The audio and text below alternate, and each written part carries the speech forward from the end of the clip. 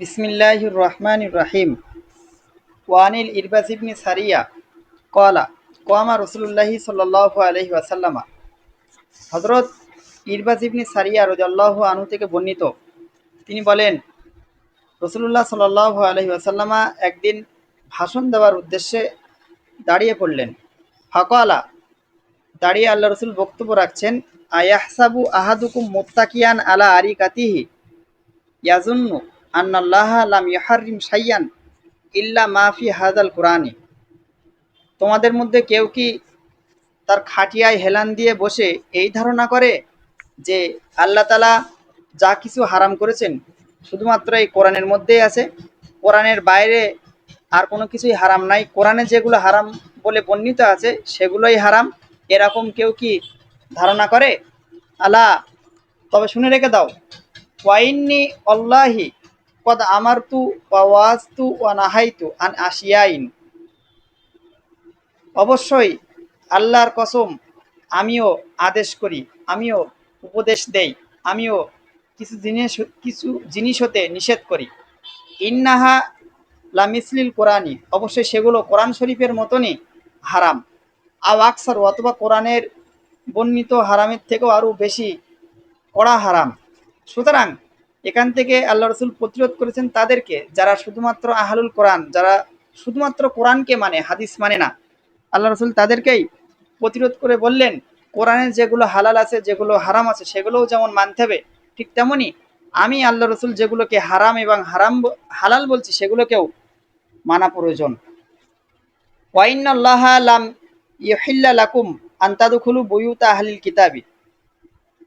অবশ্যই আল্লাহ তাআলা তোমাদের জন্য হালাল করেননি যে তোমরা কোন আহলে কিতাবদের বাড়ি প্রবেশ করবে, ইল্লা বিইজনিন, বিনা অনুমতিতে, অনুমতি ছাড়াই কোনো জিম্মি আহলে কিতাবদের বাড়ি প্রবেশ করা তোমাদের জন্য হালাল নয়। অথচ এটা হারাম, অথচ এটা কোরআন শরীফে উল্লেখ নেই। আল্লাহ রাসূল নিষেধ করেছে, এই কারণে এটা হারাম। ওয়ালা দরবা নিসাইহিম, এবং তাদের স্ত্রীদেরকে প্রহার করাও তোমাদের জন্য হালাল নাই। ওয়ালা আকলা সিমারিহিম, এবং তাদের ফল অন্যায়ভাবে ভক্ষণ করাও ঠিক নয়, হালাল নাই তোমাদের জন্য। ইজা আতাউকুমুল্লাযী আলাইহিম, যখন তারা তাদের উপরে যে চাপানো জিজিয়া, ট্যাক্স, কর যখন তারা তোমাদেরকে দেবে, তখন তাদের সাথে এই সমস্ত ব্যবহারগুলো করা একটাও তোমাদের জন্য জায়েজ নাই, হালাল নাই। রাওয়াহু আবু দাউদ। ওয়াফি ইসনাদিহি আশওয়াস ইবনু শুবাতাল মিসসিসি কত তুকিল্লিমা ফিহি। এই সনদে হযরত আশওয়াস ইবনে শুবা আল মিসসিসিউ একজন রাবী, তার ব্যাপারে কথা বলা হয়েছে, অর্থাৎ সেই রাবীর ব্যাপারে সন্দেহ হয়েছে তিনি জয়ীফ কিনা সহি। ওয়ানহু ক্বালা সাল্লা বিনা রাসূলুল্লাহি সাল্লাল্লাহু আলাইহি ওয়াসাল্লাম জাত ইয়াউমিন। হযরত ইরবাজ ইবনে সারিয়া রাদিয়াল্লাহু আনহু থেকেই বর্ণিত, তিনি বলেন, রাসূলুল্লাহ সাল্লাল্লাহু আলাইহি ওয়াসাল্লামা একদিন আমাদেরকে নিয়ে নামাজ পড়ালেন। সুম্মা আকবালা আলাইনা বিওয়াজহিহি, অতঃপর তিনি নামাজ পড়ে আমাদের দিকে মুখমণ্ডল করে বসলেন। ফাওয়াজানা মাউইজাতান বালিগাতান, এবং তিনি আমাদেরকে হৃদয় মর্মস্পর্শী বক্তব্য রাখলেন আমাদের কাছে, অর্থাৎ তিনি খুব গুরুত্বপূর্ণ বক্তব্য রাখলেন। এমন বক্তব্য রাখলেন, জারাফাত মিনাল উয়ুনু, যে বক্তব্য শুনে সাহাবীদের চোখ থেকে অঝরে পানি ঝরতে লাগলো। ওয়াজালাত মিনাল কুলুব, এবং রাসূলুল্লাহর যে হৃদয় মর্মস্পর্শী বক্তব্য শুনে সাহাবীদের অন্তরগুলো বিগলিত হয়ে গিয়েছিল। ফাকালা রাজুলুন ইয়া রাসূলুল্লাহ, তখন একজন সাহাবী বললেন, হে আল্লাহর রাসূল, কান্না হাযিহি মাউইজাতু মুআদ্দিন, জানো এটি আপনার শেষ বিদায়ী বাণী, বিদায়ী উপদেশ। ফাউসিনা, সুতরাং আপনি আমাদেরকে আরো কিছু ওসিয়াত করুন।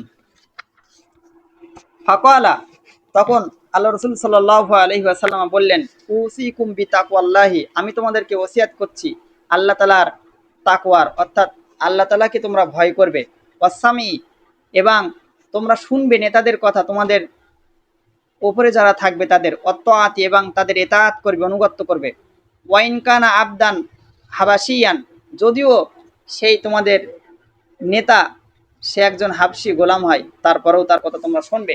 ফাইন্নাহু মাই আইশু মিনকুম বাদি, কারণ অবশ্যই যে আমার পরে জীবনযাপন করবে। আল্লাহ রসুল বলছে যে আমার পরে বেঁচে থাকবে ফাসায়ারা ইখতিলাফান কাসিরান, সে অনেক মতনৈক্য দেখতে পাবে।